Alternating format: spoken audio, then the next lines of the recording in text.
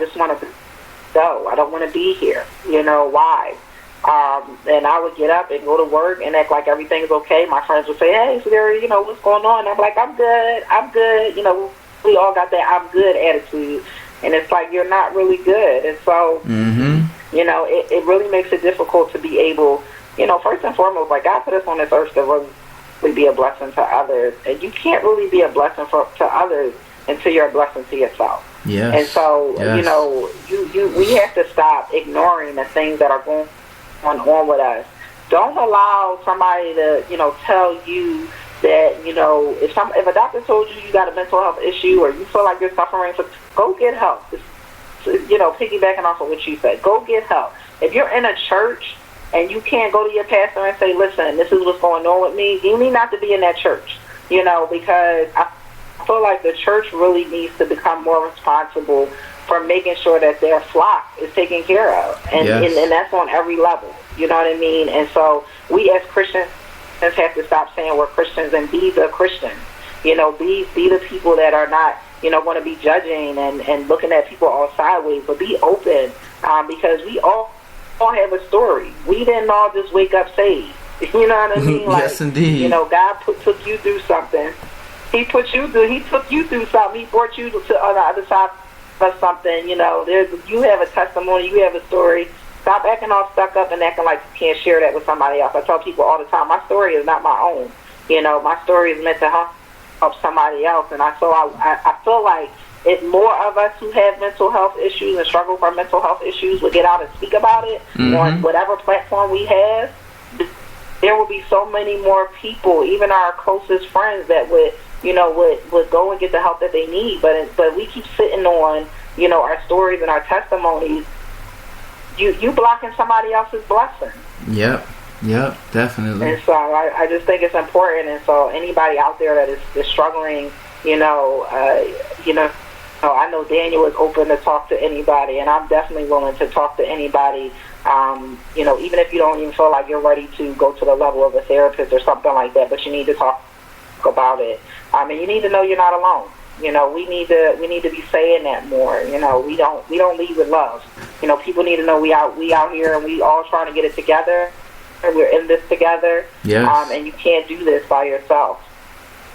Not at all. And like Sederia said, if you're not ready to go to a therapist, psychiatrist, psychologist, whatever it is, hit us up. Y'all know. We here. We are definitely here. I'm an open book. I tell you my whole life story. I don't got no skeletons in my closet. I don't even care. I just let it all out because I know that it's not about me. I used to feel as though, oh man, I can't tell people about me. I can't tell them about this. I can't tell them about that because they're going to look at me funny. They're going to think something differently. Man, I don't care how anybody look at me or think of me. Listen, I'm here for you. I'm here to serve God. And if I make you unhappy while serving God, then I'm going to pray for you. Because that's all you need is a little extra prayer. You need to get a little extra prayer in there. But, yeah, man, I thank you, for that. And, definitely this is Mental Health Awareness Month again, y'all. It's May. And if you're going through anything, just reach out. Reach out to so many different organizations across the country, especially in Philadelphia, who can point you in the right direction, who has the resources to help you. So definitely look into that. Now let's switch gears a little bit, and going back to your childhood, the different experiences that you had at home, in life, and in school. Do you think they prepared you for what you're doing today as Madam TechKnow in this entrepreneurial world? Do you think those experiences help to prepare you for this that you're going through right now? Oh, absolutely. It's funny because there's people that I deal with today that it's funny because a lot of people in my life today were people that were in my life in the beginning. I'm a part of a Circle of Greatness Academy, and Sonia is someone I went to high school with. Never thought we would meet back up. Yep. So it's funny how life does goes full circle. But yes, I feel like every experience, even all the pain, all the hurt, everything has prepared me for this very moment. Me as a mother, me as a business person, just me as Sederia, and I don't regret any of it. I actually thank God for each and every struggle, because really it taught me the strength I have. You know, when you go through stuff and you feel like it's the end and you're ready to throw in the towel, it really just shows you like the strength you have, and also who you need to be relying on, like who's really in control. And so it really just put things in perspective for me. You know, even my childhood, like my dad always was big on like, you know, hard work pays off, you know. And so I just remember like always having this like grinding mentality. Like I was working at 16, like, and you know, even before that, like anytime I could, you know, it was an opportunity to make money or to be doing something great, I wanted to be a part of it. And so I feel like everything, my childhood, even high school, you know, I went to Bodine High School of International Affairs, and it was just very cultured, and it was all different types of ethnicity and all different types of people. And so I think it just prepared me and set me up for this very moment as I walk into this entrepreneur lifestyle and just meeting different people and being able to, you know, step outside of my comfort zone. You know, you know, when you've been through stuff, it's like it's nothing that comes up now that it's like I could do this. You know what I mean? Yeah. Like I could push past this. This is nothing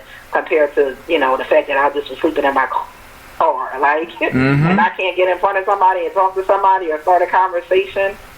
And so it really, you know, those situations and circumstances really prepared me to know, like, I have everything I need inside of me to be able to make this happen.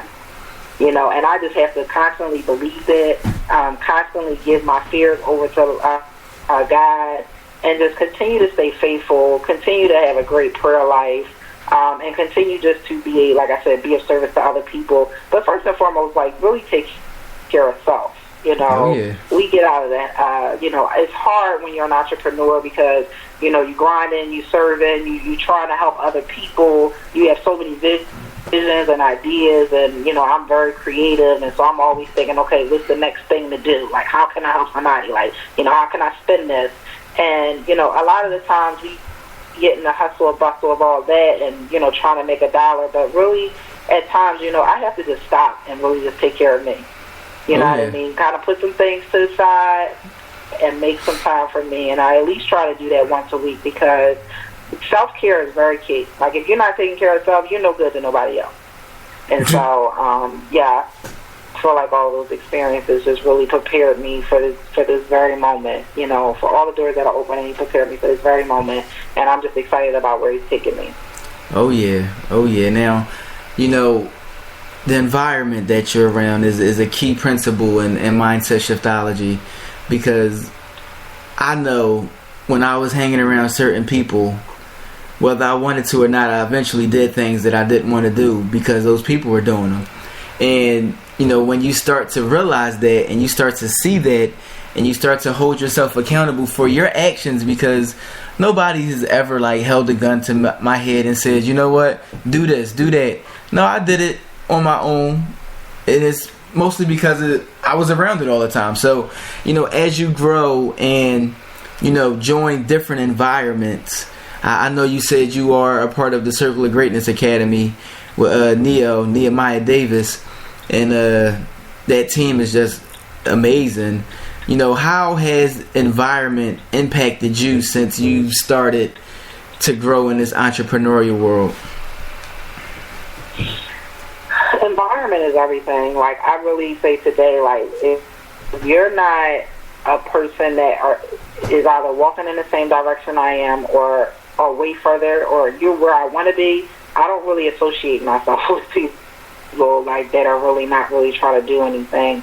Only because what happens is, if you're around people that are stagnant and not wanting much for their lives, you begin to implement that. You know? And so it's very key for me to surround myself with like-minded people. And, you know, the Circle of Greatness has been amazing for me with Nehemiah Davis. I thank him often, and, you know, because that platform is amazing. It's awesome because it allows a little person to be able to grow and elevate. You know, it's all about supporting one another, wherever you are in your business, wherever you are. You know, even if you have an idea and you don't know how to start it, there's somebody to tell you, like, look, I got you. You want to meet up for lunch? We're gonna go through this step by step. And so I can't tell you how much just being in that group alone has changed my thinking, has changed my life, has changed even who I'm meeting, everything. Like, it has changed everything for me. And so I can really say that a lot of the moves that I'm making has been encouraged by people just supporting me and pushing me even in that group. But I have to say that, you know, God is amazing, you know, yes, because he made that available to me. Like, if I wasn't open to any of that, like, I wouldn't even seen any of Circle Girl. I wouldn't even seen that. Like, you have to be spiritually in tune with Christ first. Like, you need to get your relationship together with him, because I feel like, again, he will point you in the right direction. He will put people in your path that will help you and lead and guide you. You know, just even meeting you guys has been a blessing. Like, I met Lynette. She was out, again, being of service. If you guys were out being of service, and if y'all wasn't speaking on HIV and AIDS awareness at a Spitfire, the night I just decided to go out and get out of my comfort zone, you know, if I wouldn't have allowed the Lord to use me and put me in that situation, I would have never met you guys. Yeah. You know what I mean? And so we have to really just be aligned to what he has for us, where he is taking us. But that first comes with a relationship. And so I feel like, first and foremost, if I didn't have a relationship with Christ, I would be so lost out here in this world. I would be so lost, I wouldn't know where to go. And I feel like he just leads and guides me and allows me to shake hands with the right people and talk to the right people, and it just has blessed my life so far. It's working for me. Yes. That is a testament to environment, y'all. Like, environment has extremely impacted my life, and it's funny because as I look at it, in a sense, my environment hasn't really changed. The people that I'm around, it really hasn't changed since I was in high school. I'm still around the same people, but you know, as we all grew in our circle, in our network grew, you know, it just took us to a completely different place. Like those of you who know me know I've known David Shan since high school, and you know, we got an NBA Hoop It Up championship together, yo. That's how far back we go. NBA Hoop It Up ain't been out in years. And we got the chip. We got a chip because we went down there 3-on-3. We was rocking out. But that's another story, y'all. That's another story. I'm reliving my hoop dreams. I was just shooting around with these youngins today, so I'm in my hoop dreams mode. So I apologize for that, y'all. I apologize for that. But you know, I'm still around him, and that's the funny thing. Is like I didn't change the people I'm around. The people I'm around, we all just started elevating ourselves, and you know, it's very key, you know, to put yourself in the right position, to be around the right people. And I mean, it doesn't matter where you are. It just really matters your mentality and your mindset and being open to different things. That's what helps you meet those people, you know. Like the night we met you, Sederia, you know, it would have been all good and well. You came out, you had a good time, and you went on your way. It could have been just that simple, but you know, you were open to something new and something different, and that's how all of this came about. And you know, that's very key. So you know, with you in your life, and you've spoken about different things that has happened to you, but I want to get a little direct to this and more explicit in what we're talking about. So can you tell me the three, like not the three, but three major events that happened in your life that you believe affected the way you look at life today? Oh, yeah. I think the first life-changing thing for me was becoming a mother. And I'll go through each three, and then I'll break down one by one. So really becoming a mother really just changed my mindset. It was the first thing that allowed me to see I was a mess.